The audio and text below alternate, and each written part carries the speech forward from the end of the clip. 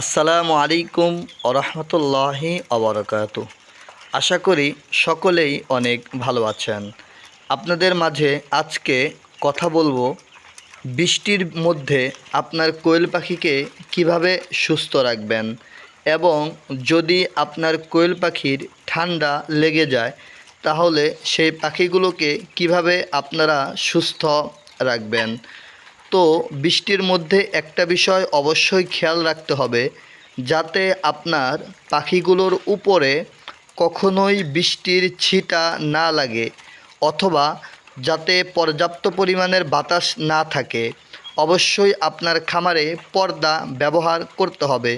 এরপরেও কখনো কখনো দেখা যায় যে কোয়েল পাখির ঠান্ডা লেগে গেছে।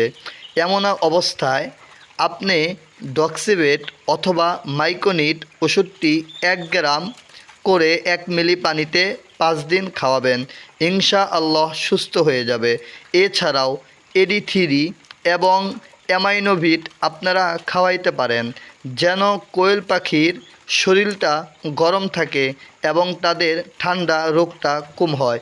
যদি ডক্সিবেট মাইকোনিটে কাজ না হয় তাহলে এর চেয়েও আরও যে ভালো অ্যান্টিবায়োটিক ওষুধগুলো আছে সেগুলো ব্যবহার করতে পারেন।